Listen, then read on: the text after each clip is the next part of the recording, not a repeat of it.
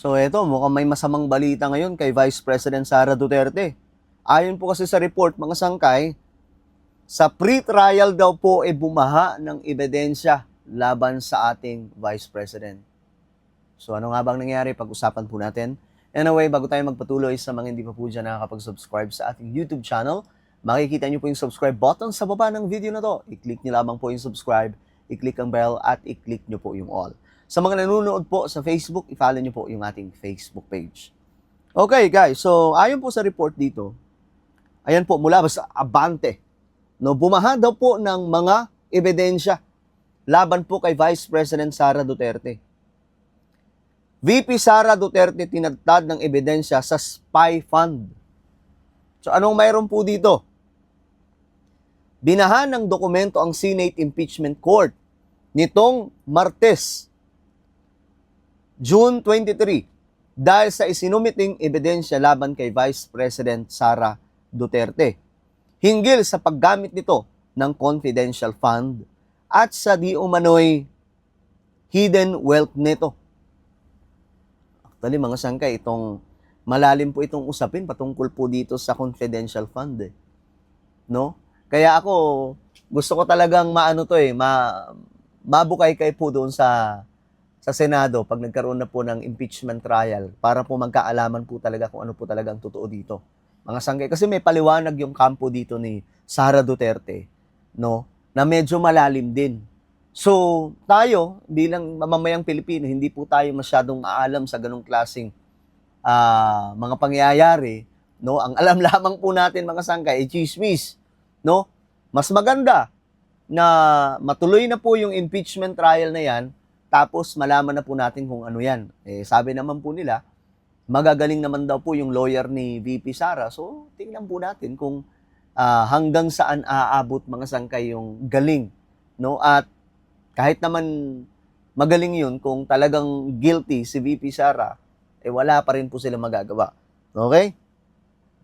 Sabi dito, sa ikatlong araw ng pre-trial conference, inamin ni lead prosecutor at Batangas Representative Luistro na gusto nilang matapos sana agad ang pagmamarka ng dokumento, pero sadyang napakarami nito, lalo na sa issue ng confidential fund.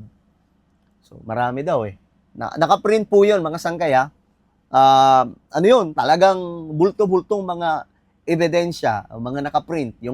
May mga ano nga dyan, mga sangkay, yung iba daw, hindi naman daw ebidensya, pinaprint na lang para pamparami, mga sangkay. Same din po sa kabila, ganyan din po ang nilang ginagawa, mga sangkay. Pero, kumbaga pang ano na lang daw, pang picture na lamang daw po sa media. Pero, ewan ko, yan po ay banat naman po ng kabilang kampo, mga sangkay. Ngayon, sabi dito ni Luistro, we are hoping to finish at the soonest possible time.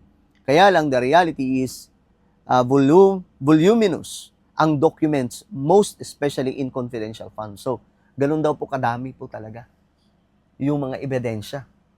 No?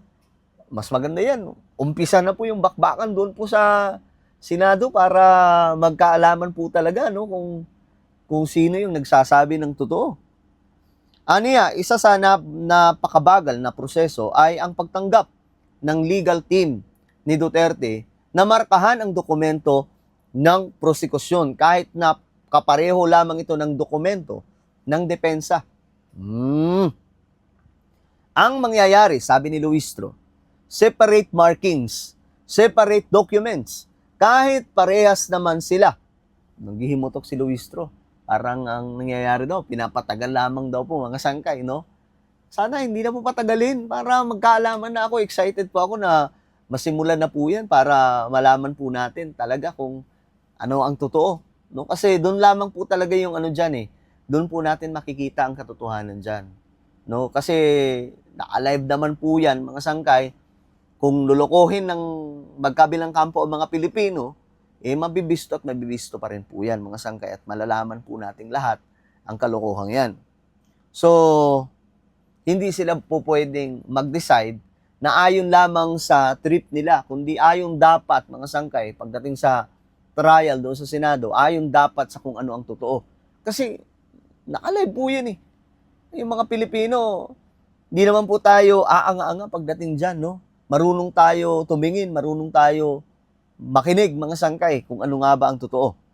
Kasabay nito, hinamon naman ni House Deputy Speaker at La Union Representative Ortega, si VP Duterte, na patunayan na siya ay inosente sa Senate Impeachment Court sa pamamagitan ng ebidensya sa halip na idaan ito sa paingayan sa social media. Malisyosong leak na gawa-gawang naratibo. Actually, may punto po. Mga sangkay, no? Doon na lang.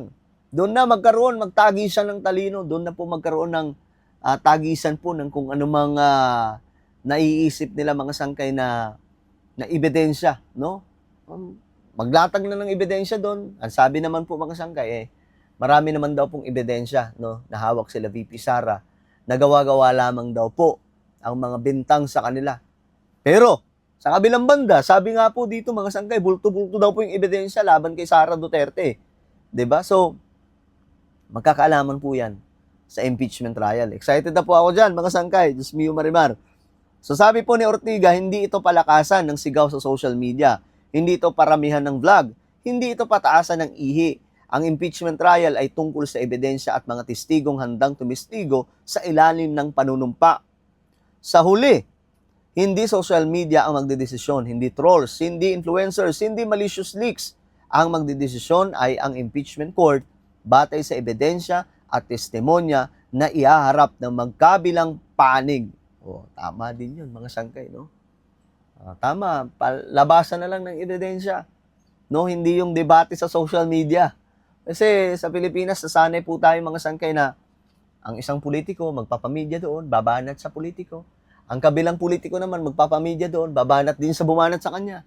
Ganyan ang ingay, kaya nga po ang gulo-gulo po natin, mga sangkay, di ba? Pati po tayo, maingay na rin, mga sangkay. Pati tayo, masyado na rin po tayong nakikisawsaw. Kasi nga po, ganyan din po yung ginagawa nila. Yung mga supporter, babanat na din sa kabila. Yung mga supporter naman ng kabila, babanat na rin po sa social media. So, wala mga sangkay. Walang katapusang kaguluhan to.